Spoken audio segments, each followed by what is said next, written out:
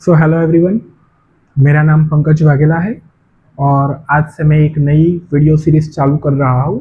और इस video series में मैं क्लास 11th और क्लास 12th के सारे फिजिक्स के चैप्टर है वो कवर करूँगा अकॉर्डिंग टू एनसीईआरटी। ठीक है, और जो मेरा पढ़ाने का तरीका रहेगा उसके अंदर हम पढ़ेंगे। सबसे पहले एनसीईआरटी के हिसाब से थियरी पढ़ेंगे, उसके बाद जो भी एग्जाम्पल आएंगे वो पढ़ेंगे और उसके बाद लास्ट में एक्सरसाइज पढ़ेंगे। तो आज से हम जो शुरुआत करने वाले हैं वो है class 12 chapter number 1 electric charge and field के बारे में हम पढ़ने वाले हैं। ठीक है, तो मैं लेक्चर स्टार्ट करूँ उससे पहले मुझे आपसे कुछ कहना है और दो तीन बातें हैं जो आपको याद रखनी है। पहले कि आप जैसे जैसे मेरे लेक्चर्स देखते जाए आपको साथ में नोट बनानी है अपनी खुद की, और जैसे ही मेरा लेक्चर खत्म होता है उसके बाद आपको एनसीईआरटी पढ़ लेनी है ताकि आपके कॉन्सेप्ट और क्लियर हो जाए। कुछ भी रटना नहीं है, जो भी चलेगा लाइन बाय लाइन चलेगा। ठीक है, मेरी जैसे ही खत्म होती है आपको एनसीईआरटी एक बार देख लेनी है। ठीक है, तो चलिए शुरू करते हैं इंट्रोडक्शन से। पहला जो टॉपिक है वो है 1.1 इंट्रोडक्शन। ओके, सो इंट्रोडक्शन के अंदर क्या है कि ये जो पहला चैप्टर है इलेक्ट्रिक चार्ज एंड फील्ड, इसके इंट्रोडक्शन में सिर्फ यही बात की गई है कि इस चैप्टर को हमने जो पढ़ने वाले हैं इसको हमने कभी रियल लाइफ में देखा है, रियल लाइफ में कभी एक्सपीरियंस किया है? तो हाँ, हमने किया है। कैसे? हम ठंडी के मौसम में अचानक स्वेटर निकालते हैं तो तड़ जैसी आवाज आती है, हमें सुनाई देती है।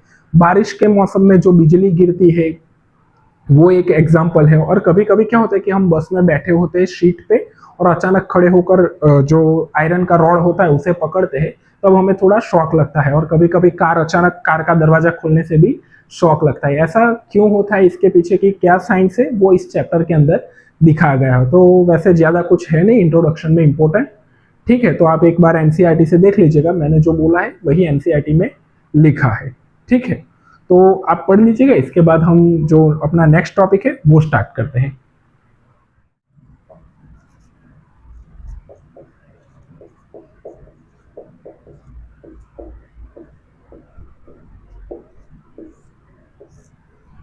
ओके, सो हमारा अगला टॉपिक है 1.2 electric charge. According to NCERT, जो थेल्स ऑफ मिल्टस नाम के एक साइंटिस्ट थे, उन्होंने क्या किया कि एक सिल्क का क्लॉथ था और आप समझ लो कि ऊन का कापड़ था, उनको एबर नाम के मटेरियल के साथ घिसा। अब ये एबर क्या होता है? तो एबर का सिंपल मीनिंग ये है कि हम जो पेड़ के अंदर से येलो कलर का मटेरियल निकलता है जिसको हम गम बोलते हैं या गुंदर बोलते हैं, उसको टेक्निकल वर्ड में एबर बोलते हैं। तो जब उन्होंने एबर नाम के मटेरियल को ऊन के साथ घिसा तो उन्होंने देखा कि ये जो एबर नाम का मटेरियल है वो लाइट पार्टिकल को अपनी तरफ अट्रैक्ट कर रहा है या कुछ लाइट पार्टिकल को अपने से दूर भेज रहा है। उन्होंने ये ऑब्जर्वेशन किया, और जो अभी आप सुन रहे हैं इलेक्ट्रिसिटी वर्ड, इलेक्ट्रॉन वर्ड, वो एबर वर्ड से ही आया हुआ है। ठीक है, ओके, चलिए आगे देखते हैं।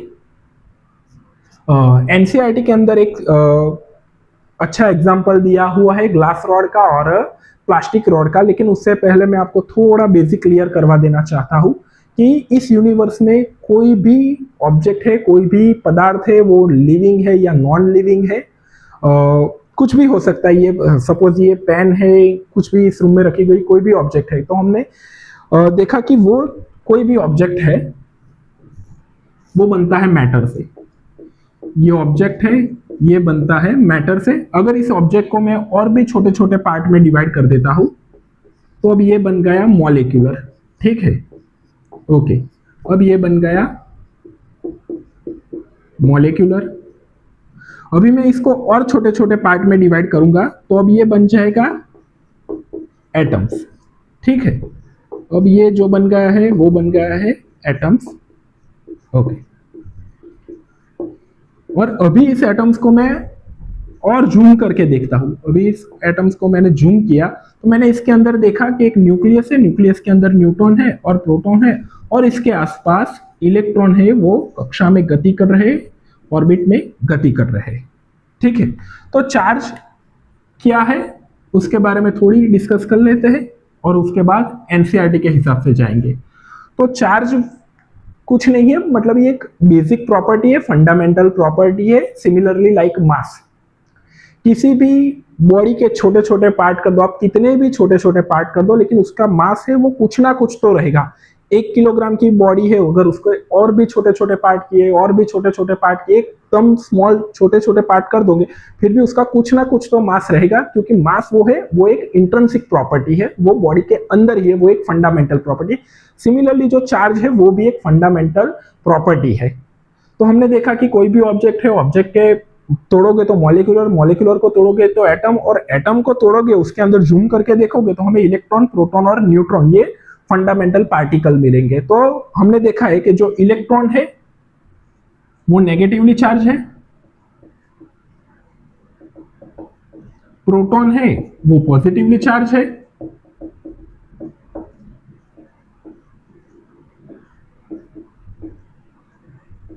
एंड जो न्यूट्रॉन है वो कैसा है, वो न्यूट्रल है। चलिए ठीक है, तो हमें इससे एक बात पता चल गई है कि जो भी यूनिवर्स में कोई भी ऑब्जेक्ट है वो फंडामेंटल पार्टिकल इलेक्ट्रॉन, प्रोटॉन और न्यूट्रॉन से बना है। और हमने छोटी क्लास में पढ़ा है कि इलेक्ट्रॉन है वो नेगेटिव है, प्रोटॉन है वो पॉजिटिव है, और न्यूट्रॉन है वो न्यूट्रल है। ओके, चलिए आगे देखते हैं। अब हम एनसीईआरटी के 2 एग्जाम्पल लेंगे। हाँ, और एक और बात आपको याद रखनी है कि numbers of proton and electron, numbers of proton and electron are same in any body। ये आपको थोड़ा याद रखना है कि किसी भी बॉडी के अंदर जितने प्रोटॉन होंगे उतने ही इलेक्ट्रॉन होंगे। चलिए एनसीईआरटी का एक अच्छा एग्जांपल है। सबसे पहले एनसीईआरटी ने क्या किया है कि 2 मटेरियल लिए हैं। एक मटेरियल है वो है ग्लास का रॉड, और उसके साथ उन्होंने सिल्क क्लॉथ लिया है, यह है सिल्क क्लॉथ, और यह है ग्लास रॉड। और अभी मैंने आपको एक बात बताई कि नंबर ऑफ प्रोटॉन और नंबर ऑफ इलेक्ट्रॉन किसी भी बॉडी के अंदर सेम होंगे। हमें ये इससे एक बात पता चल गई कि कोई भी बॉडी है उसके अंदर इलेक्ट्रॉन होंगे, प्रोटॉन होंगे और न्यूट्रॉन होंगे। अभी इस चैप्टर में हम न्यूट्रॉन की बात नहीं करेंगे क्योंकि वो कैसा है, न्यूट्रल है। तो अभी हम बात करेंगे इलेक्ट्रॉन और प्रोटॉन की। तो जितने इलेक्ट्रॉन इस ग्लास रॉड में होंगे उतने ही प्रोटॉन इस ग्लास रॉड में होंगे, जितने इलेक्ट्रॉन इस सिल्क क्लॉथ में होंगे उतने ही प्रोटॉन इस सिल्क क्लॉथ में होंगे। Suppose for example plus minus plus minus plus minus. Yes, इसका मतलब क्या है, प्लस का मतलब क्या है, प्रोटॉन है, प्लस का मतलब क्या है, प्रोटॉन है, और नेगेटिव का मतलब क्या है, इलेक्ट्रॉन है। तो यहाँ पे 3 प्रोटॉन है और 3 इलेक्ट्रॉन है। ठीक है, मैंने बोला था कि नंबर ऑफ प्रोटॉन और नंबर ऑफ इलेक्ट्रॉन सेम होंगे। यहाँ पे आप देख लीजिए नंबर ऑफ प्रोटॉन और नंबर ऑफ इलेक्ट्रॉन सेम है। यहाँ पे सपोज मैं देख लेता हूँ, यहाँ पे 4 प्रोटॉन है और 4 इलेक्ट्रॉन है। अब क्या किया वैज्ञानिकों ने, साइंटिस्टों ने ये किया कि इन दोनों को रब करवाया। सपोज ये ग्लास का रॉड है और इसको मैं, ये कॉटन सिल्क है, कॉटन सिल्क का क्लॉथ है, इसके साथ मैं रब करता हूँ। तो रब करने के बाद जो साइंटिस्ट ने ऑब्जर्व किया वो क्या ऑब्जर्व किया कि जो इलेक्ट्रॉन है, देखना आप ध्यान से, जो इलेक्ट्रॉन है वो ग्लास रॉड से निकल के, जो इलेक्ट्रॉन है वो ग्लास रॉड से निकल के कहां पे जा रहा है, सिल्क क्लॉथ में जा रहा है। तो अभी जो 3-4 क्वेश्चन ये हुए कि ऐसा ही क्यों हुआ, क्यों इलेक्ट्रॉन ही ग्लास रॉड से निकलकर क्लॉथ में गया, क्यों प्रोटॉन नहीं गया। पहला क्वेश्चन ये है, क्यों ग्लास रॉड से ही इलेक्ट्रॉन निकला, क्यों, ऐसा क्यों नहीं हुआ, ऐसा क्यों नहीं हुआ, सिल्क में से कोई प्रोटॉन या इलेक्ट्रॉन निकलकर वहां पर क्यों नहीं गया। ठीक है, तो इसके बारे में थोड़ी डिस्कशन कर लेते हैं। चलिए, तो याद रखना कि जब भी किसी 2 बॉडी को रब किया जाता है, दोनों बॉडी को जब साथ में घिसा जाता है तो हमेशा इलेक्ट्रॉन ही निकलता है। इसका कारण यह है कि इलेक्ट्रॉन हमेशा कहां पे घूमते हैं, बाहर की कक्षा में घूमते हैं, जबकि प्रोटॉन है वो केंद्र के साथ अट्रैक्शन से जुड़ा हुआ है, मतलब प्रोटॉन इजीली निकल नहीं सकता है। तो इसका वन रीजन ये है कि इलेक्ट्रॉन बाहर की कक्षा में घूम रहे हैं, इसीलिए इलेक्ट्रॉन इजीली मूव कर सकते हैं। इसका अनदर रीजन भी हम बोल सकते हैं कि जो इलेक्ट्रॉन है वो उसका जो मास है वो कैसा होता है, कम होता है एज कंपेयर टू, लो होता है as compare to proton. Electron हल्का होता है, इसीलिए electron moving from one body to another body. ठीक है, तो हमें ये पता चल गया कि क्यों इलेक्ट्रॉन ही निकला, क्यों प्रोटॉन नहीं निकला, ये क्लियर है। ओके, अब दूसरा क्वेश्चन ये है कि यहां से ही क्यों इलेक्ट्रॉन निकला, यहां से क्यों नहीं निकला, ये हमारा दूसरा क्वेश्चन है। तो इसका कारण जो है एनसीईआरटी में नहीं दिया गया, लेकिन आपको याद रखना है, उसका कारण है ये वर्क फंक्शन।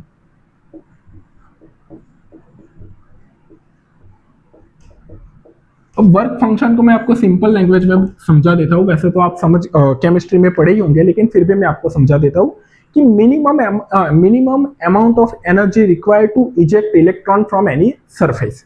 इसका मतलब आप समझिए ध्यान से कि जब मैं इन दोनों को रब करता हूं, जब मैंने रब नहीं किया था तो मैंने ध्यान से देखा कि जितने प्रोटॉन और इलेक्ट्रॉन ग्लास के रॉड में है, उतने ही प्रोटॉन और इलेक्ट्रॉन कहां पे है, सिल्क क्लॉथ में। जब मैंने दोनों को रब करता हूं, जब मैं इस दोनों बॉडी को रब करता हूं, तो क्या होता है, तो इसके बीच घर्षण होता है। और घर्षण के कारण क्या होता है, घर्षण के कारण क्या होता है कि ऊष्मा उत्पन्न होती है, हीट प्रोड्यूस होती है। और हीट प्रोड्यूस होने की वजह से जो ये हीट है वो यहाँ पे भी मिलती है और यहाँ पे भी मिलती है, दोनों बॉडी है वो गर्म होती है। तो क्या हुआ कि यहां से ग्लास के रॉड को जो हीट मिली और यहां से इलेक्ट्रॉन तुरंत ही निकल गया। तो मतलब इसका क्या है कि इसका वर्क फंक्शन कम है, इसका वर्क फंक्शन कैसा है, लो है।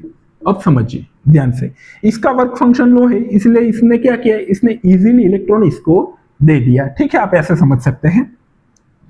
इसने दोनों को रब किया, दोनों को रब करते हैं तो हीट प्रोड्यूस होती है, और हीट प्रोड्यूस होने की वजह से क्या हुआ कि ये हीट इसको भी मिली और इसको भी मिली, लेकिन यहां से ही इलेक्ट्रॉन निकला, क्योंकि उनका वर्क फंक्शन कैसा है, लो है। किसका वर्क फंक्शन लो है, यहाँ पे ग्लास के रॉड का वर्क फंक्शन लो है। अब ये थोड़ा डिफिकल्ट हो गया, लेकिन मैं सिंपल लैंग्वेज में बोलूं तो दो लोग झगड़ रहे कि भाई तू मुझे इलेक्ट्रॉन दे या मैं तुझे दूं।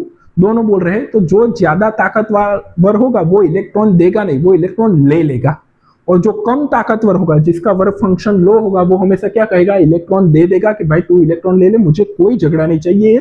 सिंपल लैंग्वेज में। तो इन दोनों को जैसे ही रब करते हैं, ग्लास ने बोला कि मेरा वर्क फंक्शन लो है, तो मैं क्या करूंगा, इजीली इलेक्ट्रॉन इसको दे दूंगा। तो क्यों इलेक्ट्रॉन यहां से यहां गए, ये क्लियर हो जाना है, ड्यू टू वर्क फंक्शन। जब वर्क फंक्शन लो होता है तो इलेक्ट्रॉन वहां से अदर बॉडी में मूव हो जाता है। ठीक है, तो ये एक एनसीईआरटी का एग्जांपल है, वो मैंने थोड़ा डिटेल में समझाया है आपको। अब देखिए आगे क्या होता है। अभी आप यहाँ पे देख रहे थे कि जब मैंने दोनों बॉडी को रब नहीं किया था तो यहाँ पे भी 3 प्रोटॉन थे और 3 इलेक्ट्रॉन थे, और यहाँ पे देखिए यहाँ पे 4 प्रोटॉन थे और 4 इलेक्ट्रॉन थे। अगर मैं ये प्रोटॉन, हमें पता है कि प्रोटॉन है वो पॉजिटिव चार्ज है, इलेक्ट्रॉन है वो नेगेटिव चार्ज है। अगर हम इन दोनों का सम करेंगे तो आंसर क्या आएगा, 0। अगर हम इन दोनों का सम करेंगे तो आंसर क्या आएगा, 0 आएगा, क्योंकि ये प्रोटॉन पॉजिटिव है, इलेक्ट्रॉन नेगेटिव है। जब भी आंसर 0 आता है, इसका मतलब बॉडी है वो न्यूट्रल है। अब न्यूट्रल बॉडी का आप ये मीनिंग मत समझिएगा कि उसके अंदर इलेक्ट्रॉन और प्रोटॉन नहीं है, ऐसा नहीं है। न्यूट्रल बॉडी का सिंपल मीनिंग ये होता है कि जितने नंबर ऑफ इलेक्ट्रॉन है उतने नंबर ऑफ प्रोटॉन है, जितने नंबर ऑफ इलेक्ट्रॉन है उतने नंबर ऑफ प्रोटॉन है। जब इलेक्ट्रॉन और प्रोटॉन की संख्या समान होती है तो अब हम उसे क्या बोलते हैं कि वो बॉडी कैसी है, न्यूट्रल है। ठीक है, ओके। ये जो पूरी ये फिगर आप देख रहे हैं, ये पूरी फिगर है दोनों को रब करने से पहले।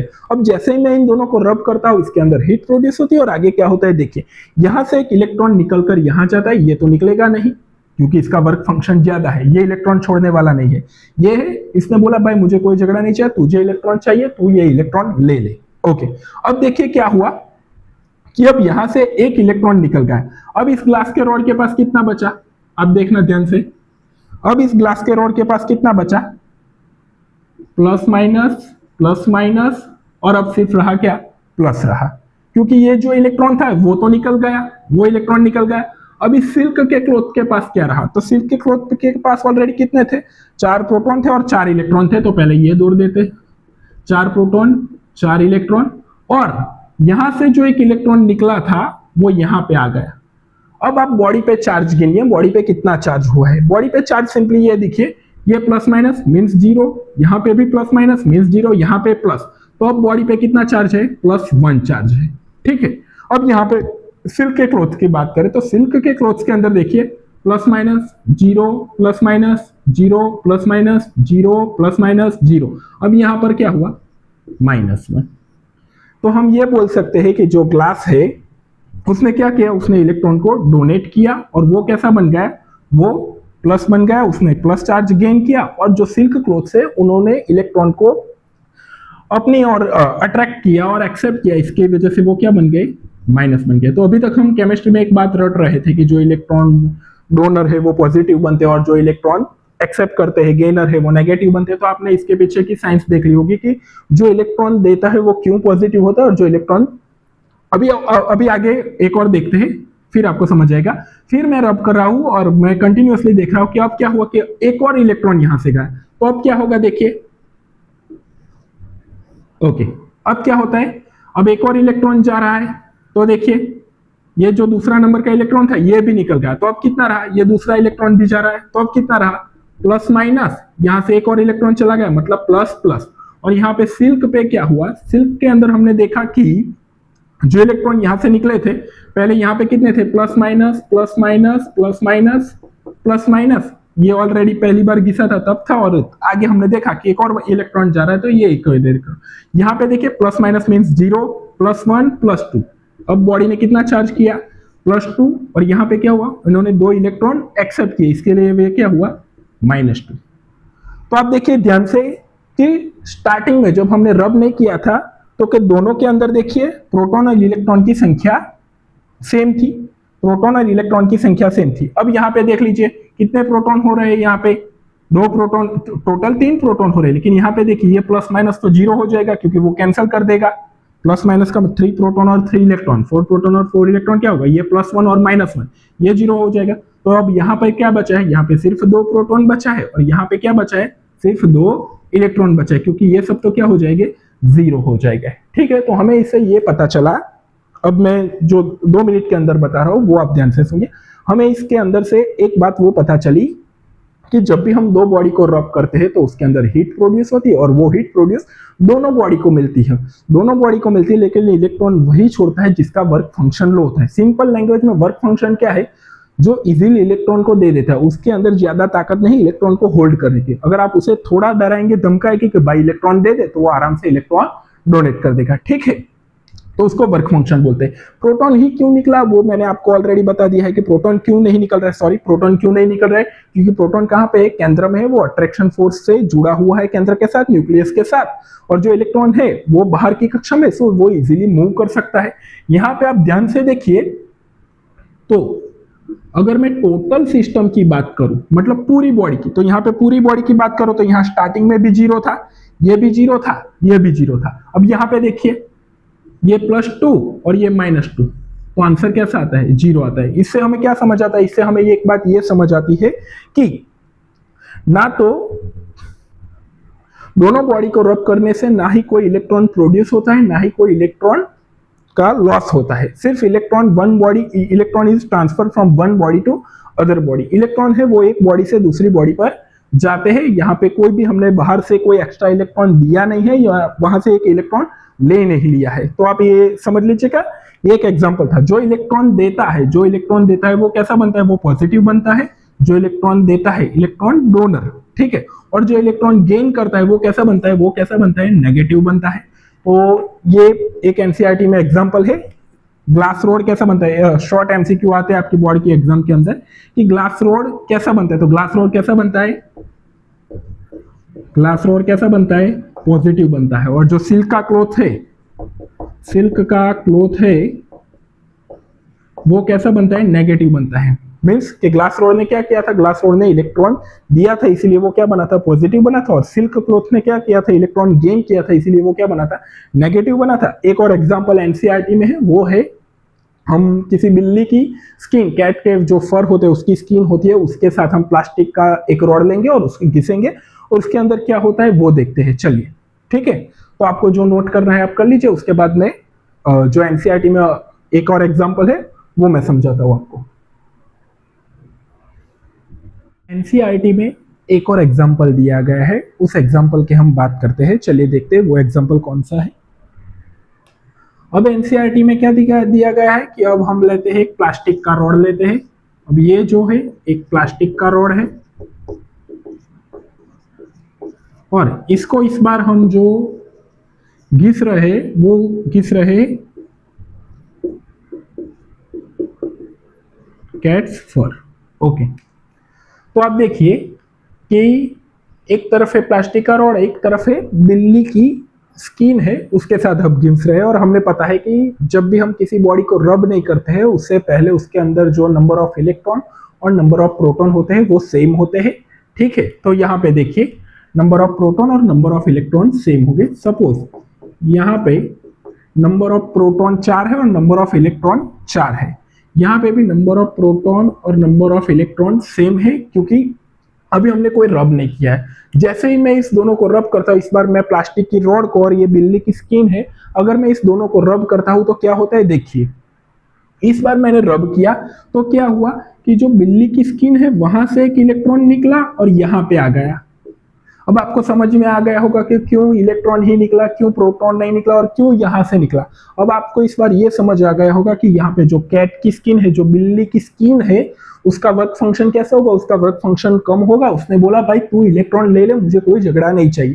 तो इस बार इलेक्ट्रॉन यहां से यहां गया क्योंकि इसका वर्क फंक्शन कैसा था। और हमें पता है कि जो इलेक्ट्रॉन देता है वो कैसा बन जाता है, जो इलेक्ट्रॉन देता है वो कैसा बन जाता है, पॉजिटिव बन जाता है, और जो इलेक्ट्रॉन एक्सेप्ट करता है वो कैसा बन जाता है, नेगेटिव बन जाता है। चलिए देखते हैं कि एक इलेक्ट्रॉन यहां पे गया। अब रबिंग के बाद क्या होता है कि रबिंग के बाद यहाँ पे तो 4 प्रोटॉन और 4 इलेक्ट्रॉन थे ही, तो आप देखिएगा यहाँ पे ये proton electron proton electron proton electron, ठीक है। और यहां से एक एक्स्ट्रा इलेक्ट्रॉन आया जिसको मैं यहां ड्रॉ कर देता हूं, ठीक है।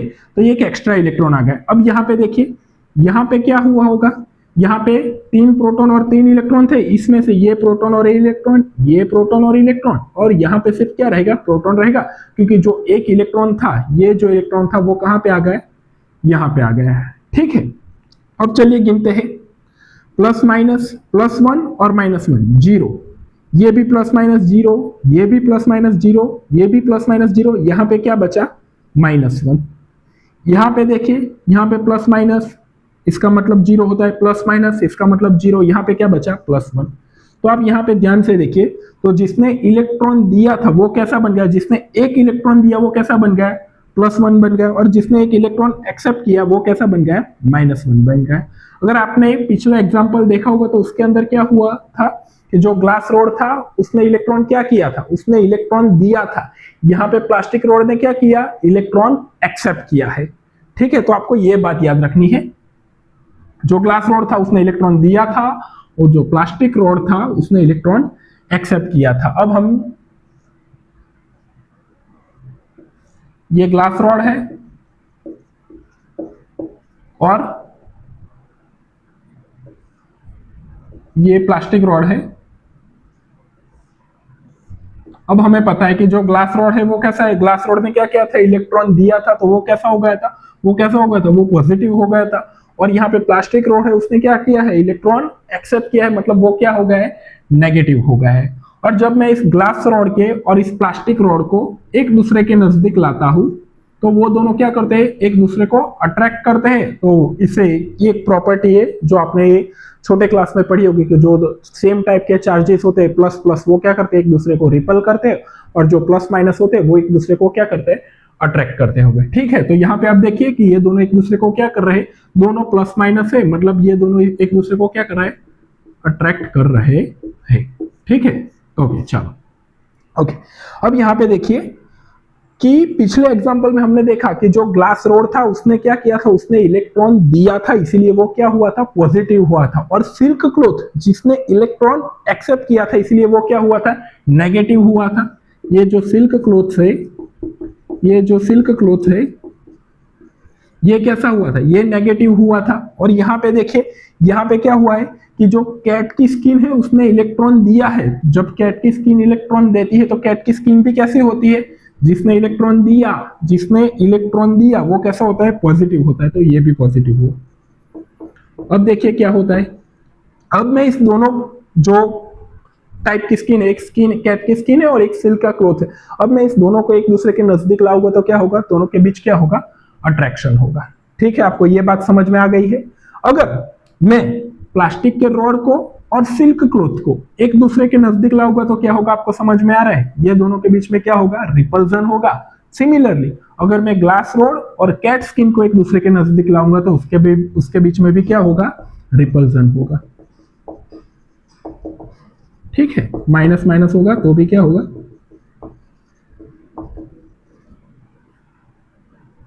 RIPLUSION, ठीक है। चलिए, तो आपको समझ में आ गया होगा कि जो सेम टाइप के चार्जेस होते हैं उसके बीच क्या होता है, रिपल्जन होता है, और जो ऑपोजिट टाइप के चार्जेस होते हैं उसके बीच में क्या होता है, अट्रैक्शन होता है। अगर अगर मैं इस प्लास्टिक रोड को इस कैट के स्किन के साथ वापस से टच करवा देता हूं तो क्या होता है, हमने देखा था कि दोनों सबसे पहले क्या हुए थे, दोनों सबसे पहले न्यूट्रल थे, क्योंकि इसमें भी प्रोटॉन और इलेक्ट्रॉन की संख्या सेम थी, यहाँ पे भी प्रोटॉन और इलेक्ट्रॉन की संख्या सेम थी। जब मैंने दोनों को रब किया तो ये जो कैट की स्किन है इसने एक इलेक्ट्रॉन इसको दे दिया, तो ये बन गया था -1, और इसने दिया था इसीलिए ये +1 होगा। अब मैं इस दोनों को टच करवा देता हूं, अगर मैं इस दोनों को टच करवा देता हूं तो क्या होगा, वो फिर से न्यूट्रल हो जाएगी ना। अब ये किसी अट्रैक्ट करेगा ना ये किसी को अट्रैक्ट करेगा। तो जिस तरह से हमने जो चार्ज गेन किया था दोनों बॉडी को रब करके और उसी दोनों बॉडी को वापस कनेक्ट कर देके, तो जो चार्ज हमने गेन किया था वो वापस क्या हो जाएगा, डिस्चार्ज हो जाएगा। ये आप पढ़ लीजिएगा, ठीक है। ओके, चलिए अब किसी भी बॉडी में इलेक्ट्रॉन है या नहीं है ये कैसे मालूम पड़ेगा, तो इसके लिए एक टूल है, gold leaf electroscope. Gold leaf electroscope है, आप एनसीईआरटी में उसकी फिगर देख लीजिएगा गोल्ड लीफ इलेक्ट्रोस्कोप की, ठीक है। उसके अंदर क्या होता है, तो एक मेटल का बॉल होता है, उसको मेटल रॉड के साथ चिपकाया जाता है और उसके एंड में 2 गोल्ड लीफ रखी जाती है और इसको एक कांच के बॉक्स के अंदर रखा जाता है। इसको कांच के बॉक्स के अंदर क्यों रखते हैं, क्योंकि ये जो गोल्ड की जो लीफ है वो बहुत ही पतली होती है, जिसको हवा असर ना कर सके, इसकी वजह से इसको कहाँ रखा जाता है, कि कांच के बॉक्स के अंदर रखा जाता है। अगर मैं किसी भी बॉडी को सपोज ये प्लास्टिक की बॉडी है, अगर मैं इसको यहाँ पे टच करवाता हूँ क्या होता, तो यहाँ से इलेक्ट्रॉन निकल के यहाँ पर टच होगा और ये दोनों एक दूसरे से क्या होगा, दोनों सेम चार्जेस है, तो दोनों सेम चार्जेस हो गए तो क्या होगा, एक दूसरे को रिपल्जन करेंगे, एक दूसरे से दूर दूर हो गए। दोनों बॉडी से चार्ज यहाँ पर आने पर क्या होगा, दोनों एक दूसरे से क्या हो गए, रिपल्जन हो गए, और एंगल ऑफ डाइवर्जेंस से हमें पता चलेगा कि बॉडी पर कितना चार्ज है। तो आप एक बार ये एनसीईआरटी में ये भी देख लीजिएगा, फिगर नंबर 1.1 है वो आप देख लीजिएगा। मैंने यहाँ पे पूरी फिगर नहीं बनाई है, लेकिन यहाँ उस फिगर में दिखाया गया है, मैं आपको बता देता हूँ बुक के अंदर कि उस फिगर के अंदर दिखाया गया है। अब देख लीजिएगा मैं किस फिगर की बात कर रहा हूँ, मैं इस फिगर की बात कर रहा हूँ, आप ध्यान से देख लीजिएगा। इस फिगर के अंदर बताया गया है कि जब 2 प्लास्टिक के रोड होते हैं तो क्या होता है, 2 कांच के रोड होते हैं तो क्या होता है, एक प्लास्टिक का रोड एक कांच का रोड होता है, तो उसके बीच में क्या होता है, ये सभी जो भी आपके टॉपिक नंबर 1.1 और 1.2 में जो भी इंपॉर्टेंट थे वो मैंने थोड़े डिटेल में जाके आपको समझा दिया, आप थोड़े समझ लेना, ठीक है। ज्यादा कुछ मोस्ट ऑफ मैंने कवर कर लिया है। आप अब जैसे ही मेरी ये थियरी खत्म होगी आपको एक बार पढ़ लेना। ये गोल्ड लीफ इलेक्ट्रोस्कोप है, ये भी शॉर्ट क्वेश्चन में पूछा जाता है कभी कभी, ठीक है। ओके, तो अगर आपको मेरा वीडियो पसंद आता है तो प्लीज़ कमेंट कीजिए, अगर कुछ सुधारना है तो भी आप बता दीजिए, कुछ चेंजेस करना है, मेरी टीचिंग स्टाइल में कुछ भी करना है तो आप मुझे कमेंट ज़रूर कीजिएगा। थैंक यू, मिलते हैं अगले लेक्चर में। उसके अंदर जो आगे का टॉपिक है कंडक्टर एंड इंसुलेटर वो कवर करेंगे और उसके बाद basic property of electric charge cover करेंगे, ठीक है। Thank you.